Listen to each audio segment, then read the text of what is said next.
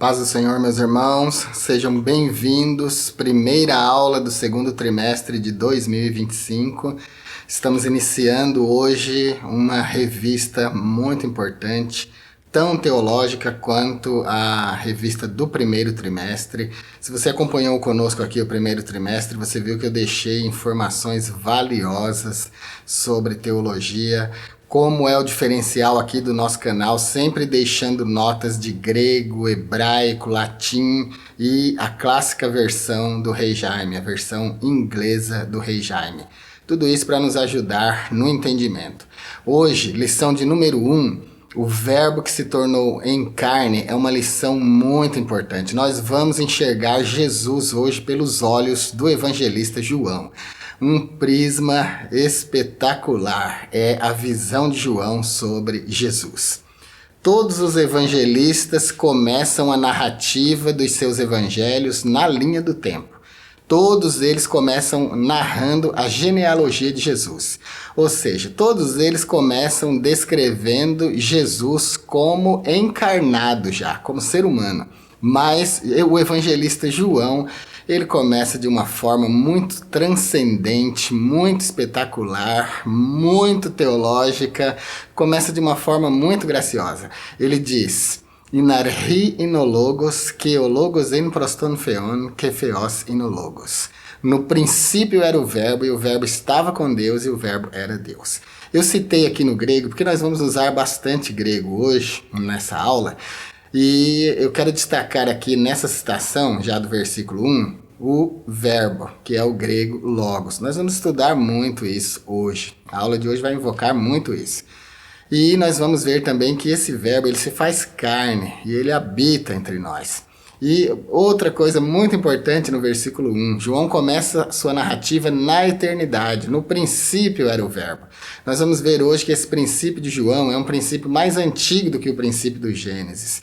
Tudo isso com base no grego. Vou mostrar para vocês no grego, vou ler com vocês no grego, como eu sempre faço aqui, para deixar para vocês uma aula espetacular, uma aula muito sólida e um entendimento muito sólido, muito teológico, baseado nos originais gregos. Se essa é a primeira aula que você está assistindo, seja muito bem-vindo, seja muito bem-vinda ao nosso canal. Nos ajude se inscrevendo, compartilhando e deixando seu like. Essas coisas são muito importantes para fazer o nosso canal crescer. Minha meta agora é chegar aos 100 mil inscritos. Nós temos 16 mil, quase 16.100 inscritos na data da gravação dessa aula. Eu não acredito muito. Eu olho assim para 16 mil e penso em 100 mil inscritos. Eu não acredito muito. Mas antes de eu completar 1.000 inscritos, eu também não acreditava nos 1.000. Mas agora a gente já está em 16 mil. E se você me ajudar, se você compartilhar o meu canal, se você compartilhar as nossas aulas, se você se inscrever, com certeza a gente vai conseguir bater essa meta dos 100 mil inscritos. Então eu conto com cada um de vocês. Publica nossas aulas no seu Facebook, no seu Instagram, manda para os irmãos pelo WhatsApp, me ajude nessa campanha pelos 100 mil inscritos. O Evangelho de João é um evangelho especial porque ele destaca Jesus de um ponto de vista que os outros 3 evangelistas não destacaram. Vamos entrar aqui na introdução então da lição. Nesse trimestre nós vamos estudar o Evangelho de João abordando a divindade, a divindade de Jesus, a obra redentora do Espírito Santo, os milagres realizados por Jesus, a crucificação, a morte e a ressurreição. E nós vamos fazer isso, nós vamos estudar o Evangelho de João comparando ele com os demais evangelistas. Na aula de hoje, queridos, eu vou deixar uma dezena de vídeos, pelo menos, de indicações de vídeos que são pertinentes à aula de hoje, que vão amparar a aula de hoje. Se você for um estudante mesmo, eu desafio você. Se você for um estudante mesmo, você vai assistir todos os vídeos que eu indicar na aula de hoje. Porque normalmente as pessoas vêm estudar a revista aqui, vêm dar uma olhadinha na internet, pesquisar, pelo menos uma semana antes do domingo da escola bíblica. Então dá tempo de você assistir todas essas aulas que eu estou indicando. Se você assistir todas as aulas que eu estou indicando, você vai ficar muito preparado para essa primeira aula. Porque eu vou deixar vídeos com notas extraordinárias para ajudar você na aula de hoje, tá bom? Então vai valer muito a pena. Então, nesse primeiro trimestre, a gente vai estudar o Evangelho de João nessa perspectiva, comparando ele com os demais evangelistas. O que se destaca no Evangelho de João é a encarnação do Verbo. O que se destaca no Evangelho de João é o fato de ele dar atenção, dar ênfase para o fato de que Jesus, que é o Verbo divino, de que Jesus, que é Deus, encarnou para a salvação da humanidade. Isso a gente já vê logo no versículo 1, que eu acabei de citar em grego e também em português. Outra coisa muito importante que é central no Evangelho de João é o amor de Deus. Nós temos isso lá no capítulo 3 do Evangelho de João, porque Deus amou o mundo de tal maneira. Então, o amor de Deus e a encarnação do Verbo são temas centrais no Evangelho de João. Então, o Evangelho de João é um livro que vale muito a pena ler mais de uma vez. Vale muito a pena estudar. E você vai ter o privilégio de fazer isso conosco aqui nesse trimestre. A palavra-chave da nossa lição de hoje é encarnação, e nós temos 3 objetivos, como em todas as aulas, né? É o método de aula aqui da nossa revista. 3 objetivos. Hoje nós vamos apresentar, revelar e explicar. Nós vamos apresentar as informações introdutórias sobre o Evangelho de João, vamos revelar o Senhor Jesus como o Verbo de Deus e vamos explicar tanto doutrinária como biblicamente a manifestação do Verbo. Vai ser muito importante essa aula. Começando no texto áureo. O texto áureo diz: E o Verbo se fez carne e habitou entre nós, e vimos a sua glória como a glória do unigênito do Pai, cheio de graça e de verdade. Esse versículo, depois nós vamos investigar ele no grego, vai ter um tópico aqui da lição que nós vamos investigá-lo no grego. Então, eu vou economizar ele aqui, no texto áureo, e vamos deixar para fazer o comentário dentro do corpo da lição, tá bom? A gente vai ganhar mais e assim a aula também fica mais leve. A leitura em classe nossa hoje está no Evangelho de João, capítulo 1, versículos de 1 a 14. Para você que gosta de ler, para você que é um bom estudante, para você que é um professor dedicado, eu vou deixar hoje o Evangelho de João, a leitura em classe, em grego transliterado. Eu vou deixar para você cada versículo em português da versão ARC e em grego transliterado. Se você quiser usar qualquer palavra para construir qualquer nota para a sua aula, você vai ter o grego transliterado. Vou deixar publicado no nosso blog, tá bom? Toda aula nossa tem uma publicação no nosso blog. No blog vai ter o vídeo, esse vídeo que você está assistindo aqui no YouTube, está lá no blog, com a aula completa, com todas as notas de grego, de hebraico, de todos os idiomas que nós usarmos na aula. Quero pedir para você um favor, uma ajuda. Quando você for no blog consultar essas notas, assim, você virar olhando para a tela do lado direito, em cima vai ter o botãozinho seguir. Clique no botãozinho seguir, confirme e siga o nosso blog para nos dar uma ajuda, tá bom? Tópico de número 1, o Evangelho de João. A autoria e data do Evangelho. O apóstolo João é o autor do Evangelho. Isso está confirmado no seu Evangelho, capítulo 21, versículos 20 e 24. E também nos escritos dos pais da igreja. É admissível que entre os anos 80 e 90 DC esse Evangelho tenha sido escrito. O Evangelho de João apresenta uma doutrina genuína sobre a divindade de Jesus. Inclusive, a gente já citou, e eu vou lembrar sempre durante essa aula de hoje, João capítulo 1, versículo 1. Já começa reivindicando a divindade de Jesus. No princípio era o Verbo, e o Verbo estava com Deus, e o Verbo era Deus. É um versículo extremamente importante, que identifica Jesus como sendo a palavra. No grego aparece logos, que é verbo. Se essa escritura tivesse sido escrita em hebraico, estaria davar ali. Também vou fazer um comentário sobre esse termo davar, tá bom? Vai ser muito importante quando chegar o momento, você vai gostar desse comentário que eu vou fazer sobre o termo davar, palavra em hebraico. Assim, as expressões verbo divino e palavra que se fez carne são de grande importância no Evangelho de João. É por isso que a gente vai ficar repetindo durante toda a aula. Então, a autoria é de João, a data entre 80 e 90 DC, é o mais admitido. Item de número 2, o propósito do Evangelho de João. O Evangelho de João tem como um dos seus principais propósitos levar o leitor a crer em Jesus Cristo, Filho de Deus, e, crendo, encontrar a vida. É o que nós temos em João 20, 31. Inclusive, nos primeiros versículos do capítulo 1, já está registrado: nele estava a vida, e a vida era a luz dos homens.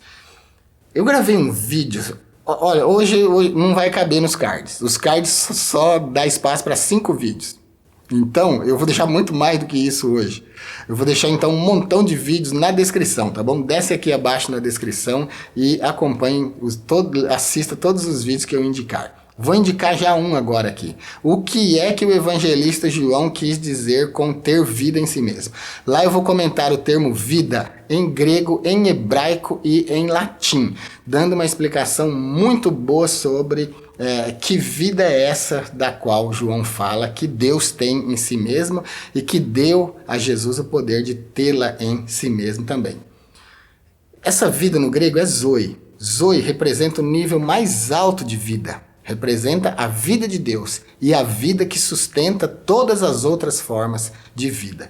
Então, o propósito maior do Evangelho de João é mostrar que Jesus salva o pecador, livra do inferno, salva da condenação e oferece vida. E é vida com abundância. É vida eterna. Do grego, zoe. Aqui no item 2, o propósito do Evangelho, começa falando assim, ó: o Evangelho de João tem como um dos seus propósitos levar o leitor a crer que Jesus é o Cristo. Quero deixar uma nota de grego e uma de hebraico aqui sobre esse termo Cristo. O termo Cristo significa ungido e é tradução do hebraico Mashiach. Yeshua HaMashiach, Jesus o Cristo. Você já deve ter ouvido essa expressão hebraica. Também tem várias expressões que são muito conhecidas, como Yeshua Mashiach Adoneino, Jesus Cristo nosso Senhor.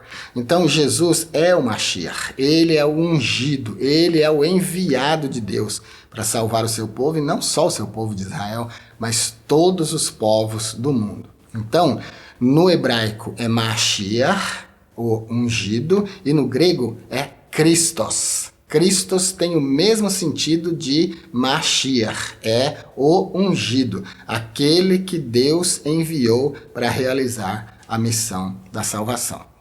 Uma coisa importante, mas isso aqui é muito importante, isso você deveria conhecer: a diferença entre o Messias para o cristão e o Messias para o judeu. Eu vou começar os cards com esse vídeo, o conceito de Messias.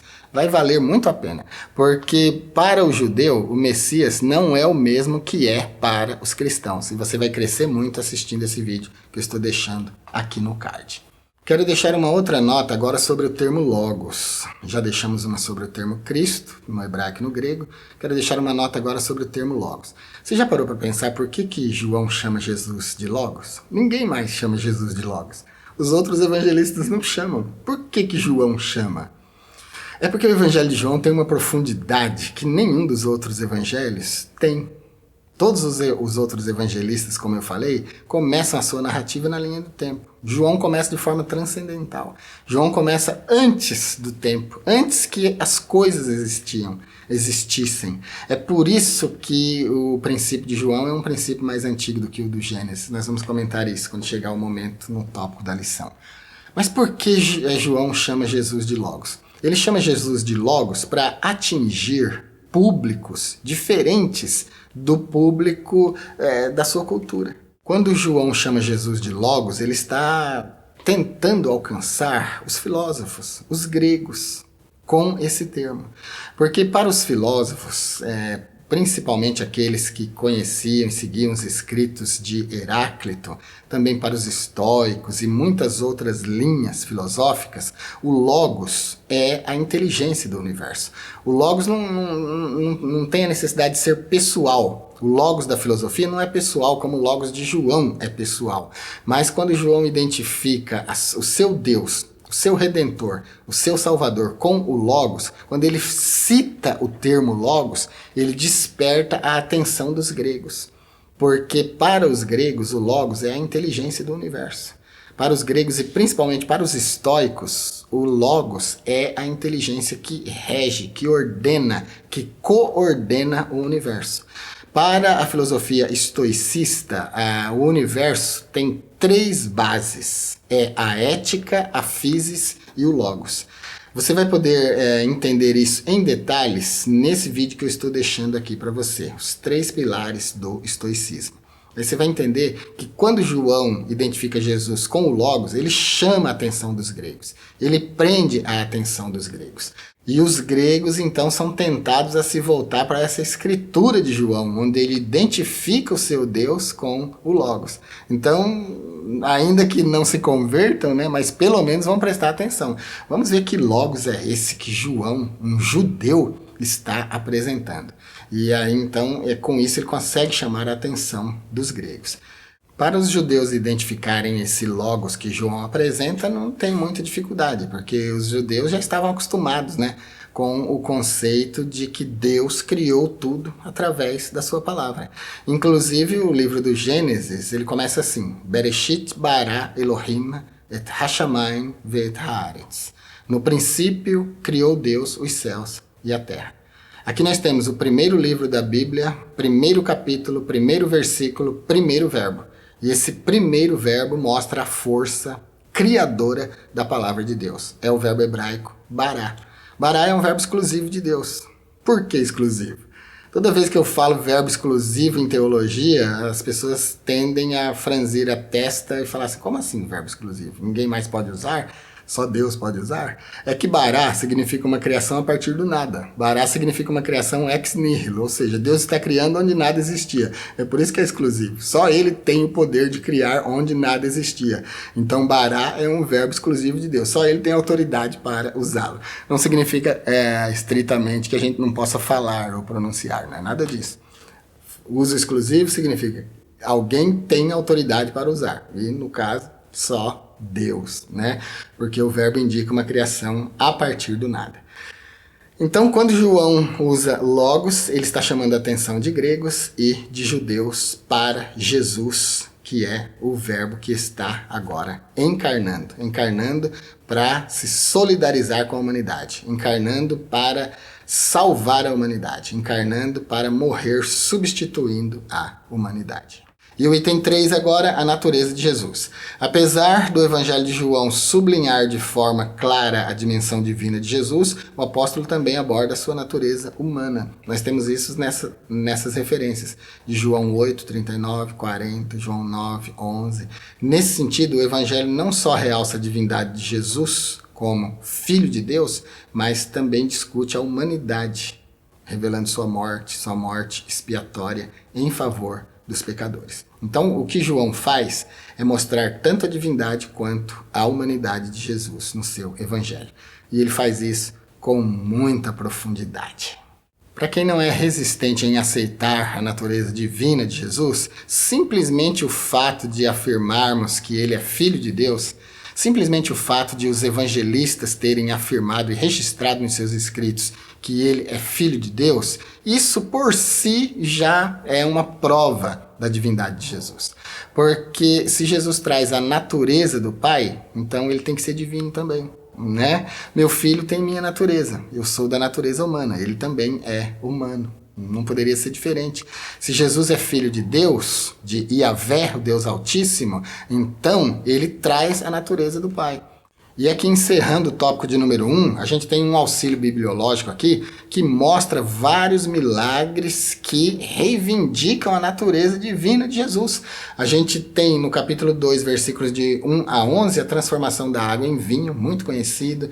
A gente tem depois a cura do filho de um oficial do rei, que é o capítulo 4, 46 a 54. Depois a gente tem a cura do coxo, né, no tanque de Betesda. A gente tem a alimentação de mais de 5.000 pessoas pela multiplicação dos pães no capítulo 6, a caminhada de Jesus sobre as águas também no capítulo 6, a restauração da vista do cego, a gente tem a ressurreição de Lázaro e a gente tem a surpreendente pesca a pesca milagrosa, onde os discípulos trabalharam a noite toda, não conseguiram nada, e aí Jesus vai lá e dá um jeito na situação deles, né? A pesca maravilhosa.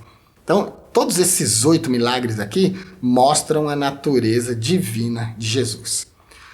Se você é um estudante mesmo de teologia, você já deve ter pensado alguma coisa sobre o tanque de Betesda. O tanque de Betesda tinha relação estrita com coisas judaicas e era um lugar de milagres, onde o Deus Yahvé, o Deus dos judeus, realizava o milagre através de um anjo que vinha e mexia as águas, ou era um lugar pagão. Vou deixar uma nota para você ler lá no nosso blog, tá bom? Quando for lá no blog, se você gostar de qualquer coisa, siga o nosso blog, tá bom? Tópico de número 2, Jesus, o Verbo de Deus, a revelação que ultrapassa o passado. Quando o apóstolo João redigiu a introdução do primeiro capítulo do seu evangelho, onde ele diz, no princípio era o Verbo, é provável que ele tenha como referência Gênesis 1 e versículo 1. Esse primeiro versículo do Evangelho mostra que o Verbo é Deus, no princípio, possuindo assim uma existência infinita, ou seja, não tem começo nem fim, então ele é eterno, e assim vai muito além do passado. Desde o princípio, o Verbo já existia com Deus e estava com Deus, e era Deus. Aqui eu quero deixar um comentário importante de grego e de hebraico para esse princípio. Princípio no hebraico é reishit. Princípio no grego é arhi. Agora, o princípio do qual João está falando que o verbo era, é um princípio mais antigo do que o princípio da criação do Gênesis. Não precisa nem prestar muita atenção, mas eu vou citar os 2 versículos para vocês verem. João 1 e 1, que já foi citado aqui no grego, é assim. En arhi, en logos. No princípio era o verbo. Arhi, princípio. Que o logos en proston theon. E o verbo estava com Deus. Que theos en logos. E o verbo era Deus. Esse verbo, então, ele é citado, e nesse momento que ele está sendo citado, ele estava com Deus e ele era Deus. E não tem criação. Isso aqui, essa citação de João, lança a gente para fora da linha do tempo. Essa citação de João, ela é mais antiga do que o tempo. Esse verbo está na eternidade. Eternidade não é tempo. O tempo foi criado dentro da eternidade para nós vivermos. E o princípio do Gênesis é Bereshit bara Elohim. No princípio criou Deus. Bereshit, no princípio. Aqui, o texto já mostra para nós, Bereshit bara Elohim, no princípio criou Deus. Então, aqui é a linha temporal, aqui é a linha existencial. Esse princípio de Gênesis é um princípio onde a criação começa, então está na linha do tempo. Agora, o princípio de João, aquele arhi de João, ele é fora da linha do tempo, porque ele está falando de alguém que é eterno. É o que o item 1 do tópico 2 está tentando dizer aqui para nós. Então, o Evangelho de João mostra um princípio mais antigo do que o princípio do Gênesis. Eu tenho um vídeo especificamente sobre isso, um princípio mais antigo do que o do Gênesis, vou deixar aqui na descrição para você assistir. Item 2, a natureza fundamental do verbo. Como Deus é eterno, o verbo também é. Uma nota sobre eternidade. Eternidade não é viver para sempre, tá bom? É diferente. Eternidade é não ter início de vida e nem fim de vida. Então, é diferente ser eternizado de ser eterno. Ser eterno é um atributo exclusivo de Deus. Ser eternizado é alguma coisa que nós podemos alcançar. Em algum momento do tempo, nós fomos criados. E a partir do momento que fomos criados, o nosso homem interior, nossa alma e espírito, foram feitos para não perecer, para não morrer.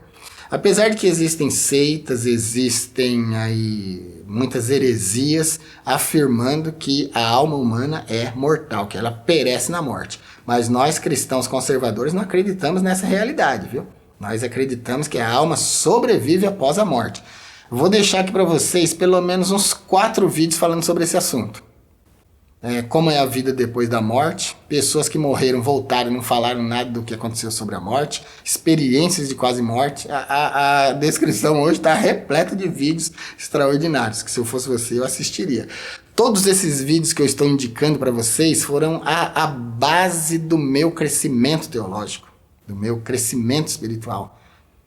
E aqui no meu canal eu faço questão de deixar para vocês aí de graça tudo aquilo que foi difícil para mim.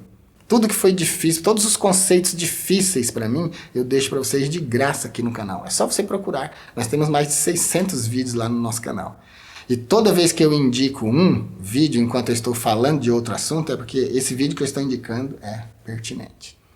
Vou deixar então para você na descrição a diferença entre eterno e eternizado. Se o Pai é eterno, o Filho também é eterno. E mais adiante, nas Escrituras Sagradas, aqui no livro do Apocalipse, João descreve o Verbo como sendo o Alfa e o Ômega, o princípio e o fim.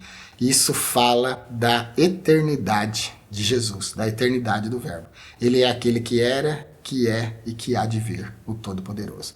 Apocalipse capítulo 1, versículo 8. Eu gravei, queridos, uma série sobre o livro do Apocalipse, sendo interpretado versículo por versículo. São 39 vídeos, 39 aulas, com notas de grego, hebraico, latim, versão em inglês do Rei Jaime, descodificando, desvendando completamente o livro do Apocalipse. Vou deixar para você assistir essa série aqui, nesse card. Vai valer muito a pena você maratonar essa série. Item de número 3, no princípio era o verbo, João capítulo 1 e versículo 1. No grego do Novo Testamento, a palavra que se traduz por verbo é logos, e significa palavra. Mas eu já falei bastante disso aqui, então vamos economizar tempo nesse item aqui, né? Que eu praticamente já expliquei tudo sobre verbo, tanto no grego quanto no português. E aqui no finalzinho do tópico de número 2, a gente tem um auxílio bibliológico aí que vai falar sobre o verbo. Conforme eu já comentei, o conceito de logos, né, de verbo, para a filosofia, principalmente para a filosofia estoicista, é diferente do que é para cristãos e judeus, né? Para os judeus, nas escrituras hebraicas, o verbo é o agente da criação. Para a filosofia, o verbo, o logos, é o mantenedor, o organizador de toda a matéria pré-existente. Então vai valer muito a pena você assistir os vídeos que eu vou deixar sobre o logos na filosofia aqui na descrição. O auxílio bibliológico aqui, ele vai mostrar no Salmo 33 e 6 que o verbo é o agente da criação. O verbo é a palavra, tá bom? No grego é logos, no hebraico é davar. E aqui a gente já tem uma prova de que davar é a palavra criadora no hebraico. No hebraico é assim: Bidevar Adonai Shamaim Naasu Uveruach Piv Kol Tsevam. É o versículo 6 do 33 dos Salmos. Vou falar uma notinha aqui rápida e vou deixar um vídeo para você na descrição. O vídeo vai discorrer detalhadamente sobre o que eu vou só pincelar aqui, tá bom? A diferença entre milá e davar. Porque milá significa palavra no hebraico e davar significa palavra no hebraico. Qual a diferença? É que milá é a palavra comum. A palavra Bíblia, a palavra mouse, a palavra óculos. Então, palavra nesse sentido, se referindo a qualquer coisa, é milá. Palavra sagrada, a palavra de Deus, a palavra da Torá, a palavra dos Neviim, dos profetas, é davar. Davar, então, é a palavra num contexto religioso. Davar é a palavra das Escrituras. Essa é a diferença. E o termo que nós temos aqui no Salmo 33 e 6 para a palavra criadora é davar. Bidevar Adonai Shamaim. Pela palavra do Senhor foram feitos os céus. E no grego é logos, como você pode ver aí na legenda. Tu logo to kyrio. Pela palavra do Senhor. Então, o logos é o agente criador, tanto no conceito do Novo Testamento quanto do Antigo Testamento. A diferença é que o Antigo Testamento, sendo escrito em hebraico, aparece davar, e o Novo Testamento, sendo escrito em grego, aparece logos. Essas notas vão ficar para você também na nossa aula lá no blog. Tópico de número 3, a encarnação do Verbo. Item 1 do tópico 3, a manifestação do Verbo e a luz do mundo. João identifica Jesus como o Criador de todas as coisas, através do poder da sua palavra. Nós temos isso no Evangelho de João, capítulo 1, versículos 2 e 3. Eu tenho aqui no canal uma aula exclusiva para membros, inclusive. Uma aula exclusiva do capítulo 1, versículos de 1 a 4, sendo avaliado no grego. Vai valer muito a pena essa aula. Então o item 1 aqui vai falar da manifestação do Verbo e da luz do mundo. E João identifica Jesus aqui como o Criador de todas as coisas pelo poder da sua palavra. E a seguir ele faz uma distinção entre luz e trevas no capítulo 1, versículos 4 e 5. Está dentro do comentário dessa aula que eu indiquei para vocês. As trevas aqui, elas simbolizam a obscuridade espiritual provocada pelo pecado. No entanto, Deus enviou João Batista para testemunhar e proclamar a respeito da luz. Ele diz que Jesus é essa luz que vem ao mundo e alumia todo mundo. A verdadeira luz é Cristo, que foi anunciado por João Batista, mas que os homens decidiram rejeitar. Então, a luz foi dada à humanidade, a luz foi dada aos homens. Só precisa receber. Então, Jesus é a manifestação tanto da ação criadora de Deus, que é o Verbo, quanto da luz que vem ao mundo. Item 2 do tópico 3, o privilégio de nos tornarmos filhos de Deus. Enquanto Israel rejeitou a bênção da salvação através da obra do Calvário, Deus ofereceu ela então a todas as pessoas, a todas as nações, independentemente da raça, da etnia, da língua, da cor, da posição social. Todos podem se tornar filhos de Deus pela fé no nome de Jesus. É o que nós temos em João 1, 12 e 13. Vou deixar um vídeo aqui para vocês. O nome do vídeo é Agora Somos Filhos. Filhos de adoção. E nós vamos investigar nesse vídeo o termo grego huiothesia. Huiothesia significa filiação. Essa aula é muito interessante. É curtinha, eu acho que vai durar uns 5 minutos só, mas vai esclarecer muito para você. Eu vou deixar essa aula aqui nesse card para você assistir. Então, tanto os judeus quanto os gentios, para eles, a luz de Deus se manifestou, revelando o plano de redenção para toda a humanidade. Então, não só os judeus, mas também todos os gentios que quiserem, para eles é manifestado o amor de Deus, conforme nós temos na 1 de João 3 e 1. O amor de Deus, a graça de Deus que salva o pecador, independente da sua condição financeira, cultural, seu grau de inteligência, sua cor. Jesus salva todos os homens. Item 3 do tópico 3, a manifestação e a habitação do Verbo. A frase "o Verbo se fez carne" sugere a humanização de Deus que passou a viver entre os homens. O termo verbo possui uma conotação, um sentido muito mais rico e profundo do que qualquer conceito filosófico. A expressão "e o Verbo se fez carne" significa que Deus participou da história humana. Ele habitou entre nós, é o que continua dizendo. Significa que ele morou conosco. O texto no grego, para essa expressão, indica que o Verbo armou uma tenda, um tabernáculo entre nós. Aqui eu quero deixar uma nota importante.